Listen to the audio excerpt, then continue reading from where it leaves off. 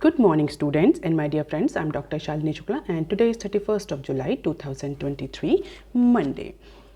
Lecture start करने से पहले अगर आपको बिजनेस स्टैंडर्ड और मिंट की पीडीएफ चाहिए तो आप इनकी रिस्पेक्टिव वेबसाइट्स पर लॉगिन कर सकते हैं। बेसिक वर्जन दोनों ही न्यूज़पेपर का सबके लिए फ्री है। इसके अलावा आप मुझे अदर सोशल मीडिया प्लेटफॉर्म्स पर भी फॉलो कर सकते हैं जहां पर आपको डेली इकोनॉमिक टाइम्स और फाइनेंशियल एक्सप्रेस की न्यूज़ हेडलाइंस और पीडीएफ भी मिल जाती है।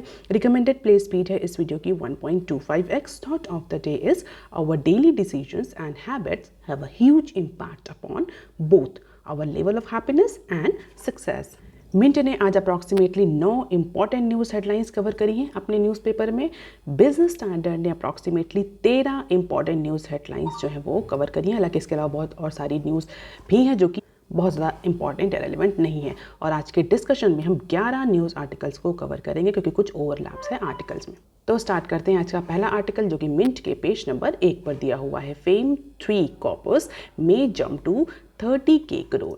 अगर आप रेगुलरली फॉलो कर रहे हैं चैनल तो आपको पता होगा कि फेम क्या है, फेम का फुल फॉर्म क्या है। अगर फेम के फुल फॉर्म की बात करें तो it is a faster adoption and manufacturing of electric vehicle in India. तो फेम प्रोग्राम जो गवर्नमेंट ने लॉन्च किया था वो 3 फेजेस में या बोले तीसरी फेजेस में या तीसरी फेज में फिर से लॉन्च किया जा रहा है। तो बेसिकली फेम 2 और फेम 1 जो है वो ऑलरेडी इम्प्लीमेंट हो चुकी हैं और अब जो गवर्नमेंट है वो फेम 3 के लिए, फेम 3 स्कीम के लिए प्लान कर रही है। और फेम स्कीम क्यों आई थी? गवर्नमेंट ने जो फेम प्रोग्राम था faster adoption and manufacturing of electric vehicle in India, इस प्रोग्राम को क्यों लॉन्च किया था आप मुझे कमेंट सेक्शन में लिख करके बताइए। हालांकि हम बात कर रहे हैं यहाँ पर फेम 3 स्कीम की। तो सेंट्रल गवर्नमेंट हो सकता है, ऐसा कहना है एक्सपर्ट्स है जो इंडिविजुअल इस पर्टिकुलर मैटर में इन्वॉल्व हैं, उनका ये कहना है कि प्रोबेबली फेम 3 जो स्कीम आ रही इसमें गवर्नमेंट सब्सिडी एलोकेशन को 3 गुना कर सकती है। अप्रॉक्सीमेटली 30,000 करोड़ का एलोकेशन हो सकता है फेम 3 स्कीम में, जहां पर इलेक्ट्रिक व्हीकल के परचेज को, उसकी मैन्युफैक्चरिंग को प्रमोट किया जाता है। यानी फेम 2 में अगर देखें तो कितना एलोकेशन था? फेम 2 में अप्रॉक्सीमेटली 10,000 करोड़ का एलोकेशन किया था, जिसको इंक्रीज करके 30,000 करोड़ गवर्नमेंट करने जा रही है फेम 3 स्कीम में। इस एलोकेशन के अलावा कुछ और सिग्निफिकेंट चेंजेस किए जा रहे हैं स्कीम में। ऐसा कहा जा रहा है कि इस बार जो फेम 3 स्कीम आ रही है इसमें मैन्युफैक्चरिंग और परचेस के अलावा जो चार्जिंग इंफ्रास्ट्रक्चर है उस पर भी सिग्निफिकेंट फोकस किया जाएगा। उस पर भी एलोकेशन जो है गवर्नमेंट ने सेकेंड फेज से जस्ट डबल कर दिया है, क्योंकि फेम 2 स्कीम में अप्रॉक्सीमेटली 1,000 करोड़ का लोकेशन किया गया था चार्जिंग इंफ्रास्ट्रक्चर के लिए। तो ऐसा कहा जा रहा है कि इस बार फेम 3 की जो स्कीम अप्रॉक्सीमेटली 2,000 करोड़ से ज़्यादा का लोकेशन गवर्नमेंट कर सकती है। इसके अलावा ऑटोमोबाइल इंडस्ट्री ने भी गवर्नमेंट को बहुत सारे सजेशंस दिए थे जिनको फिलहाल के लिए गवर्नमेंट कंसीडर कर रही है। ये जो इंपॉर्टेंट पॉइंट है ये हमने ऑलरेडी डिस्कस कर लिए।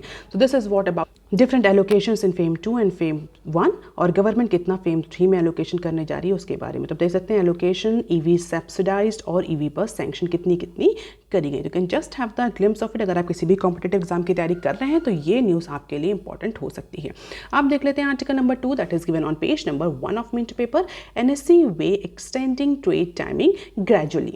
So National Stock Exchange India Limited is considering gradually extending the trade timing. तो रिसेंट टाइम अगर हम देखें तो एनएससी ने या स्टॉक एक्सचेंजेस ने बहुत सारे चेंज किए हैं मार्केट एफिशिएंसी को इम्प्रूव करने के लिए। अब उसी कंटेक्स्ट में जो नेशनल स्टॉक एक्सचेंज है एनएससी है वो ट्रेड टाइमिंग को भी इंक्रीज करने जा रहा है। हालांकि ये सडन इंक्रीज नहीं होगा, हमें ग्रेजुअल फॉर्म में इंक्रीज देखने को मिलेगा। धीरे धीरे जो है एनएससी वो ट्रेड टाइमिंग को इंक्रीज करेगा depending on the feedback, depending on the results of that increase timing, जो कि फिलहाल के लिए अभी 6 घंटे 15 मिनट्स की जो ट्रेड टाइमिंग है वो। और इस पर्टिकुलर टाइमिंग को इंक्रीज करने के लिए जो एनएससी है वो ऑलरेडी कई सारे कंसल्टेंट, जिनको हम बोल सकते हैं ब्रोकर, जो मेंबर्स हैं, कई सारे जो स्टेक होल्डर्स हैं उनसे डिस्कशन में है और इसके लिए प्रपोजल भी तैयार किया जा रहा है जो कि कैपिटल मार्केट रेगुलेटर अप्रूव करेगा। तो कौन है कैपिटल मार्केट रेगुलेटर? आप मुझे कमेंट सेक्शन में लिख करके बताइए।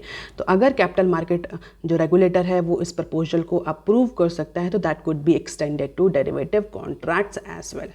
अभी की अगर हम टाइमिंग की बात करें तो रेगुलर ट्रेड टाइमिंग जो है या बोलते हैं ट्रेड सेशंस है एनएससी और बीएससी में वो 9:15 से स्टार्ट होते हैं। सुबह के 9:15 से ट्रेडिंग स्टार्ट हो जाती है जो कि 3:30 तक चलती है फॉर स्टॉक्स। इसमें प्री ओपन सेशन भी होता है जो कि 9 बजे से लेकर के 9:15 तक रहता है। और अगर डेरिवेटिव ट्रेडिंग्स की बात करें तो वो 9 बजे से लेकर के शाम को 5 बजे तक डेरिवेटिव की ट्रेडिंग्स चलती है। Commodity derivative tradings happens from 9 AM to 11:30 PM to 11:55 PM in winters. तो अलग अलग जो इंस्ट्रूमेंट्स हैं उनके लिए अलग अलग ट्रेडिंग टाइम्स हैं, लेकिन अब फिलहाल के लिए NSE मार्केट एफिशिएंसी को इम्प्रूव करने के लिए इन सभी टाइमिंग को चेंज करिए। प्रॉबली इसका रीज़न ये हो सकता है कि जो इंटरनेशनल या ग्लोबल स्टॉक मार्केट से उससे अलाइन किया जाए, उनकी प्रैक्टिसेस से अलाइन किया जाए इंडिया के स्टॉक मार्केट को, जिससे कि हमें ज़्यादा से ज़्यादा पार्टिसिपेशन हमें इंडियन स्टॉक मार्केट में फॉरेन इन्वेस्टर्स का देखने को मिले। अब देख लेते हैं article number 3 that is given on page number 1 of Mint paper. India could allow global firms to avail incentive under DLI। तो यूनियन गवर्नमेंट जो है वो एक प्रपोजल को इवेलुएट कर रही है। कैसा प्रपोजल है? जहाँ पर ये कहा जा रहा है कि जो बड़ी बड़ी मल्टीनेशनल कंपनीज हैं, MNCs हैं, जो कि इंडिया में ऑपरेट कर रही हैं, इंडिया में ऑपरेट करना चाहती हैं, उनको DLI स्कीम में इंक्लूड किया जाए। What is this DLI scheme? अगर आप रेगुलर हैं चैनल पे तो आपको पता होगा कि जैसे PLI स्कीम आई थी, उसी के कंटेक्स्ट में DLI स्कीम लाई गई थी सेमी कंडक्टर मैन्युफैक्चरिंग को प्रमोट करने के लिए।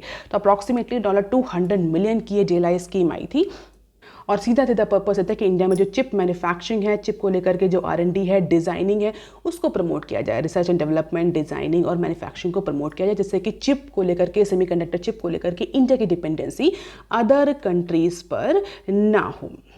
तो उसी पर्टिकुलर DLI स्कीम में ऐसा कहा जा रहा है कि प्रॉबेबली जो गवर्नमेंट है वो बड़ी बड़ी मल्टीनेशनल कंपनीज हैं उनको इनवाइट कर सकती है, उनको इंक्लूड कर सकती है। बेसिकली जो स्कीम लाई गई थी इंडिया के जो डोमेस्टिक कंपनीज हैं उनको प्रमोट करने के लिए लाई गई थी, लेकिन अब कहा जा रहा है कि क्योंकि इतनी टेक्निकल नो हाउ नहीं है इंडियन कंपनीज के पास, इतनी एफिशिएंसी नहीं है, इतना ज़्यादा रिसोर्सेज नहीं है, तो प्रॉबेबली गवर्नमेंट MNCs को इंक्लूड कर सकती है, बट कुछ कंडीशंस के साथ। क्या कंडीशन है? सबसे इंपॉर्टेंट कंडीशन यही है कि वो चिप मैन्युफैक्चरिंग जो डिज़ाइन है वो इंडिया में ही करें।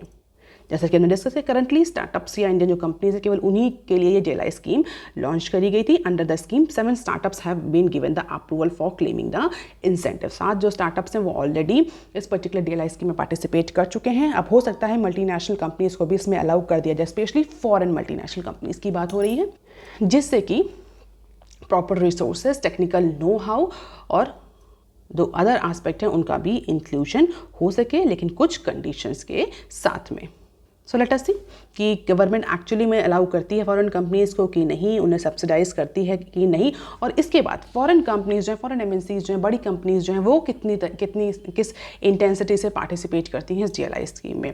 अब देख लेते हैं some short news articles from Mint. Indian companies deliver on street hopes in first quarter. तो फर्स्ट क्वार्टर यानी Q1 ऑफ फाइनेंशियल ईयर 24, या जिसको हम जून क्वार्टर के नाम से भी जानते हैं। तो जून क्वार्टर का रिजल्ट जो है मैक्सिमम कंपनीज ने डिक्लेयर कर दिया। अप्रॉक्सीमेटली 456 कंपनीज ने जो रिजल्ट डिक्लेयर किया है उसकी एनालिसिस करी गई है, और उसके अकॉर्डिंग जो कॉर्पोरेट्स अर्निंग हैं जून के क्वार्टर में वो अप्रॉक्सीमेटली उतनी ही रही हैं जितनी की एंटिसिपेट करी गई थी। In many cases it has also exceeded the market expectation. तो कुछ कंपनीज ने मार्केट एक्सपेक्टेशन से भी अच्छी परफॉर्मेंस दी है, और ओवरऑल अगर हम देखें इन कंपनीज की परफॉर्मेंस तो जो एंटिसिपेशन किया गया था उसके अप्रॉक्सीमेटली उससे सेम ही रही है। Aggregate net profit and revenue of these companies grow approximately 32% to 7.88। तो जो एग्रीगेट नेट प्रॉफिट है और जो रिवेन्यू है उन दोनों में ही इंक्रीज देखने को मिला है in comparison to the previous quarters. और अगर सिर्फ प्रॉफिट की बात करें, शुद्ध प्रॉफिट की बात करें, तो profit is growing at the fastest pace in last 8 quarters. तो डिसेंट परफॉर्मेंस इंडियन कंपनीज ने रजिस्टर करी है into the Q1 and this is a positive start for this financial year. अब देख लेते हैं बिजनेस स्टैंडर्ड के आर्टिकल। बिजनेस स्टैंडर्ड का पहला आर्टिकल जो कि पेज नंबर 1 पर दिया हुआ है, नॉन ट्रेड इशूज में not be part of India Canada D. तो जो प्रपोज्ड अर्ली हार्वेस्ट एग्रीमेंट है किसके बीच में? इंडिया और कनाडा के बीच में जो ट्रेड डील चल रही है, जो नेगोशिएशन चल रहा है, उसमें ऐसा कहा जा रहा है कि एक अर्ली एग्रीमेंट जो है वो सेटल किया जाए, और उस अर्ली एग्रीमेंट के अकॉर्डिंग दोनों ही कंट्रीज़ के बीच में जो ट्रेड है वो स्टार्ट हो सके, वो इंक्रीज हो सके। लेटर ऑन जो फुल फ्लेज FTA है या जो फुल फ्लेज ट्रेड एग्रीमेंट है वो बाद में नेगोशिएशन के थ्रू उसको लॉन्च किया जाएगा। तो ऐसा कहा जा रहा है कि जो प्रपोज्ड अर्ली हार्वेस्ट एग्रीमेंट है उसमें कई सारे जो इशूज़ हैं वो नहीं इंक्लूड हो सकते हैं, जैसे कि this early harvest agreement is unlikely to see inclusion of non trade issues. तो नॉन ट्रेड इशूज़ कौन कौन से, जैसे कि अगर हम इन्वायरमेंट की बात करें, डिजिटल ट्रेड की बात करें, लेबर रिलेटेड जो इश्यूज़ हैं, उन सब मैटर्स को फ़िलहाल के लिए इस अर्ली एग्रीमेंट में नहीं इंक्लूड किया जाएगा, ऐसा कहना है ऐसे इंडिविजुअल्स का, ऑफिसर्स का, जो कि इस पर्टिकुलर मैटर में इन्वॉल्व है। और क्यों ऐसा है? करंटली इंडिया जो है रिलेक्टेंट है किसी भी तरह का कमिटमेंट करने में। कैसा कमिटमेंट? ऐसे इशूज़ जो कि सेंसिटिव इशूज़ हैं। हम बात करें इन्वायरमेंट की, और स्पेशली लेबर रिलेटेड जो इशूज़ हैं इंडिया के पॉइंट ऑफ व्यू से बहुत ज़्यादा सेंसिटिव है, क्योंकि माइग्रेशन को लेकर के, वीज़ा को लेकर के कई सारे hurdles generate हो रहे हैं. So that is why India is reluctant to make any sort of strong commitment on these sensitive issues including environment, digital trade and labor issues. तो अभी फिलहाल के लिए कोई comprehensive deal तो साइन हो नहीं रही है. जब full fledged deal साइन होगी तब इन सारे sensitive issues पर जो है वो contentious issues पर डिस्कशन किया जाएगा. अभी फिलहाल के लिए अर्ली हार्वेस्ट एग्रीमेंट है, तो ऐसे इशूज़ जो कि कंटेंशियस हो सकते हैं, जो कि सेंसिटिव हैं, जिनको लेकर के अपोजिशन हो सकता है, फिलहाल उन इशूज़ को इस पर्टिकुलर एग्रीमेंट के पर्व्यू से एक्सक्लूड किया जा रहा है. और ऐसा कहा जा रहा है कि जो डील है early harvest deal by the end of this year, यानी दिसंबर तक ये डील साइन कर ली जाएगी. तो इमेजिन कि फुल फ्लेज जो कॉम्प्रिहेंसिव एफटीए है वो कब तक साइन होगा. प्रॉब्ली इस पर्टिकुलर अर्ली हार्वेस्ट एग्रीमेंट जो अर्ली डील है, इसके एक्सपीरियंस से, इसके लेसन से आगे के नेगोशिएशंस में हेल्प मिल सकती है. हालांकि अगर इस पर्टिकुलर अर्ली हार्वेस्ट एग्रीमेंट की बात करें तो उसमें जो फोकस रहेगा वो trade in goods, trade remedies, dispute settlement, rule of origin, service investment, custom and trade facilitation, इन सारे इश्यूज पर ज़्यादा फोकस किया जाएगा. तो बेसिकली ट्रेड रिलेटेड, सर्विस और गुड्स के ट्रेड रिलेटेड जो इश्यूज़ हैं, बिजनेस रिलेटेड जो इश्यूज़ हैं, उन पर फोकस किया जाएगा, ना कि जो other labour, intellectual property, environment related जो इश्यूज़ है, डिजिटल ट्रेड रिलेटेड जो इश्यूज़ हैं, उन सेंसिटिव इश्यूज़ को छुआ जाएगा. सो लेट अस सी कि ये जो अर्ली हार्वेस्ट एग्रीमेंट आता है कैसा आता है और कब जाकर के इंडिया और कनाडा के बीच में full fledged comprehensive FTA sign होता है. तो this is trade numbers. Export और इंपोर्ट का डेटा दिया हुआ है दोनों ही कंट्रीज के बीच में. आप देख सकते हैं फाइनेंशियल ईयर 21, फाइनेंशियल ईयर 22 और 23 का डेटा दिया हुआ है. You can just have the glimpse of it. और अगर हम देखें तो अप्रॉक्सीमेटली एक्सपोर्ट जो है इंडिया का ज़्यादा ही रहा है इन पिछले कुछ सालों में. अब देख लेते हैं article number 5 that is given on page number 4 of business standard. India China question EU's unilateral trade measure. India और ईयू के बीच में ऑलरेडी कार्बन टैक्स को लेकर के इशू चल रहा था. अब रिसेंटली इंडिया के साथ साथ अदर जो डेवलपिंग कंट्रीज हैं जिसमें चाइना, इंडोनेशिया, साउथ अफ्रीका भी इंक्लूड हो गए हैं. अब ये सारे कंट्रीज साथ में मिल करके जो ईयू के यूनिलैटरल ट्रेड पॉलिसी मेजर्स हैं जो ईयू कंट्रीज ने, यूरोपियन यूनियन ने सजेस्ट किए हैं, स्पेशली CBAM मैकेनिज्म को लेकर के और डिफॉरेस्टेशन एक्ट और जो WTO का जो डिफॉरेस्टेशन एक्ट है उससे रिलेटेड जो भी ट्रेड मेजर्स या उसको इम्प्लीमेंट करने के लिए जो भी ट्रेड मेजर्स जो हैं वो EU ने इम्प्लीमेंट किए, उन सब को लेकर के इंडिया के साथ साथ अब अदर कंट्रीज भी EU से, इकोनॉमिक यूरोपियन यूनियन से क्वेश्चन कर रहे हैं. So during the trade policy review of EU, India said while bilateral economic and commercial relations have been upswing because certain irritants are acting as a barrier. तो India ने बहुत clearly बोला है कि EU और इंडिया के बीच में, यूरोपियन यूनियन और इंडिया के बीच के जो बायलैटरल और कमर्शियल रिलेशन है वो इम्पैक्ट कर सकते हैं, जिससे कि दोनों ही कंट्रीज की जो इकोनॉमिक पार्टनरशिप है वो इम्पैक्ट करेगी. क्योंकि रिसेंटली जो unilateral trade policy measures economic European union ने लिए हैं, ये कहीं ना कहीं ट्रेड रिलेशन को, इकोनॉमिक रिलेशन को, कमर्शियल रिलेशन को इम्पैक्ट करें. क्योंकि EU ने ये सारे जो भी मेजर्स लिए हैं, चाहे वो डिफॉरेस्टेशन से रिलेटेड हो, चाहे वो CBAM मैकेनिज्म हो, ये यूनिलैटरली लिए हैं अपने कंसर्न कंट्रीज़ को ध्यान में रख करके या अपने ट्रेडिंग पार्टनर्स को ध्यान में रख करके नहीं लिए गए, जिसकी वजह से दोनों ही कंट्रीज़ के बीच जो रिलेशन है वो अपस्विंग कर रहे हैं. और प्रॉबली आगे आने वाले टाइम में EU का जो रिलेशन है अदर डेवलपिंग कंट्रीज़ के साथ, उसके ट्रेडिंग पार्टनर्स के साथ जिसमें इंडिया भी इंक्लूडेड है, उसका इम्पैक्ट निगेटिव देखने को मिल सकता है. और जो रीसेंट मेजर्स हैं, चाहे वो इन्वायरमेंट रिलेटेड पॉलिसीज़ हो, CBAM मैकेनिज्म हो, डिफॉरेस्टेशन हो, फॉरेस्ट डिग्रेडेशन हो, कॉर्पोरेट सस्टेनेबिलिटी हो, कॉर्पोरेट गवर्नेंस हो, इन सब को लेकर के जो भी EU ने जो भी मेजर्स लिए हैं, they are problematic and they are becoming as a non tariff barrier to trade for the product categories, जिसमें इंडिया जैसे कंट्रीज भी इंक्लूड है. तो अब इंडिया को चाइना, इंडोनेशिया और साउथ अफ्रीका ने भी ज्वाइन कर लिया. उनका भी यही कहना है कि EU के जो यूनिलैटरल ट्रेड मेजर्स हैं, they are basically hampering the trade between these countries and they are acting as a non-trade barrier. तो बेसिकली EU को थोड़ा सा प्रेशर में लेने की कोशिश करी गई है. इसके अलावा जो अदर कंट्रीज़ हैं उनका क्या कहना है? South Korea, Singapore, Russia, Switzerland जैसे जो कंट्रीज़ हैं उनका क्या कहना है? साउथ कोरिया भी इसी पर्टिकुलर एग्रीमेंट में है कि जो CBM मैकेनिज़्म है ये भले ही कार्बन रिडक्शन मैकेनिज़्म है लेकिन इसका इम्पैक्ट हमें देखने को मिलेगा ट्रेड पर। सिंगापुर का कहना है many uncertainties potentially cause by CBM, green taxation and green government procurement need to be carefully addressed at WTO। Russia का भी अप्रॉक्सीमेटली सेम ही स्टैंड है, स्विट्ज़रलैंड का भी सेम स्टैंड है। तो most of the countries are on same platform related to CBAM जो कि EU ने भी फिलहाल के लिए इम्पोज किया है। अब देख लेते हैं article number 6 that is given on page number 6 of business standard. Government appointed panel may talk need for stricter startup rule. तो गवर्नमेंट ने एक पैनल जो है वो अपॉइंट किया है। किस लिए अपॉइंट किया है? To discuss whether there is a need for stricter regulatory regime for startups. तो जिस समय रिसेंटली स्टार्टअप से रिलेटेड जो भी मैं financial loop holes, administrative loop holes देखने को मिल रहे हैं उन सारे लूप होल्स को टैकल करने के लिए सेंट्रल गवर्नमेंट ने एक पैनल अपॉइंट किया और ऐसा कहा जा रहा है कि that panel is likely to discuss whether there is a stricter regulatory framework, regulatory regime is required for startups. कई सारे कॉर्पोरेट गवर्नेंस के इश्यूज हमें रिसेंट स्टार्टअप्स में देखने को मिले हैं, चाहे वो बायजूस हो या अदर स्टार्टअप्स हो, स्पेशली वैल्यूएशन से रिलेटेड। और इसीलिए अब गवर्नमेंट जो है स्टार्टअप्स को रेगुलेट करने के लिए सोच रही है और उसके लिए उसने एक पैनल बनाया है। उस पैनल में प्रॉब्ली हो सकता है और स्ट्रिक्टर रेगुलेटरी रिजीम को लाने की बात कही जाए। और इसके लिए कंपनी लॉ कमेटी CLC जो कि कॉर्पोरेट अफेयर मिनिस्ट्री ने सितंबर 2019 में सेटअप करी थी, that is going to look into various aspect of regulatory regime for startups. तो स्टार्टअप्स को रेगुलेट करने की बात हो रही है। स्टैंडिंग पैनल जो कि कॉर्पोरेट अफेयर सेक्रेटरी हेड कर रहे हैं, इसमें कई सारे गवर्नमेंट ऑफिशियल्स, रिप्रेजेंटेटिव जो कि स्टार्टअप से कई सारे जो इंडस्ट्री हैं, स्टार्टअप्स इंडस्ट्रीज़ हैं उससे कई सारे रिप्रेजेंटेटिव्स भी हैं, एक्सपर्ट्स भी हैं और कई अदर एरियाज़ के मेंबर्स भी इस कमेटी में, स्टैंडिंग पैनल में इंक्लूड किए गए हैं।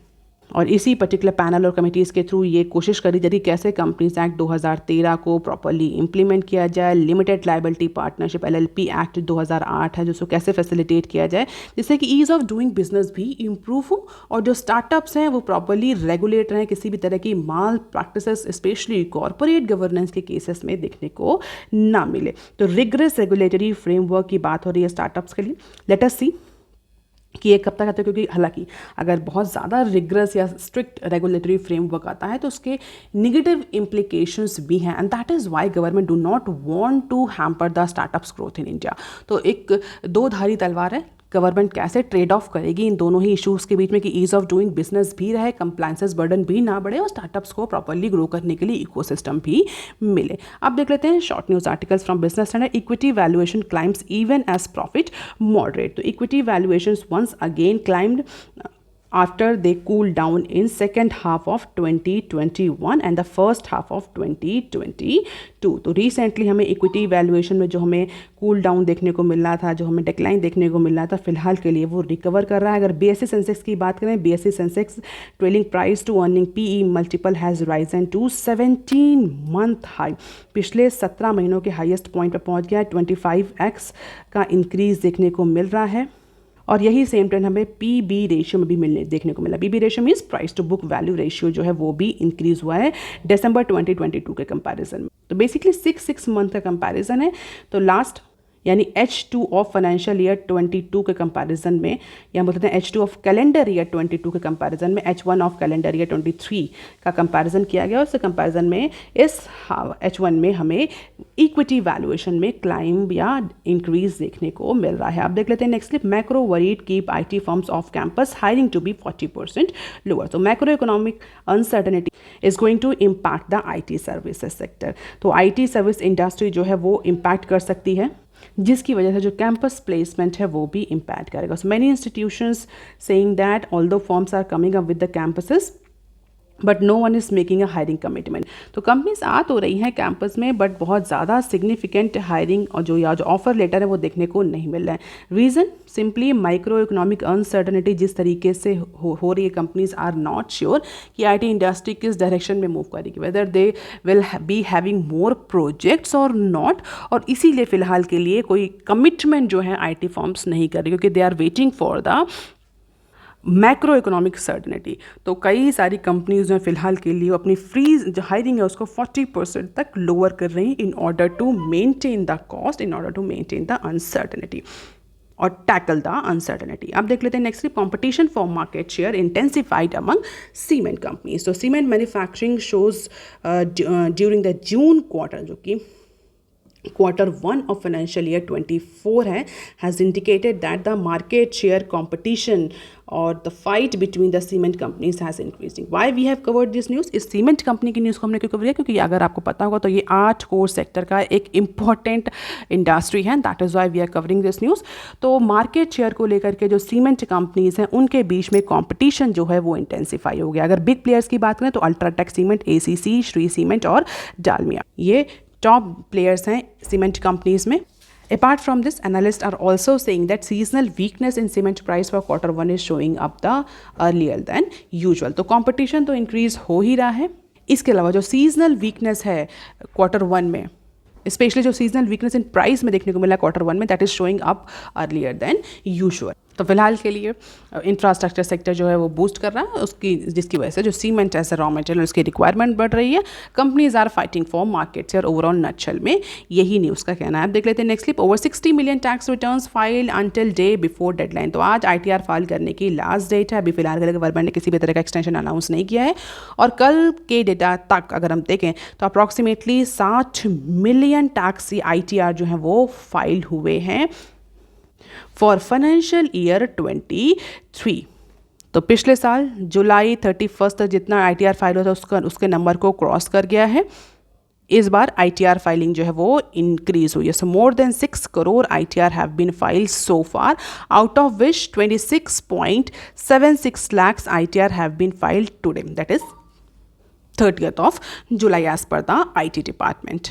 सो this is a good news, जो कि हमारे टैक्स पेयर्स का जो बेस है वो भी इंक्रीज़ कर रहा है, कंप्लायंसेस इंक्रीज़ कर रहा है और जो टैक्स रेवेन्यू है वो भी इंक्रीज़ कर रहा है. So that is all for today students. Please like, share and subscribe. Thank you. Have a nice day.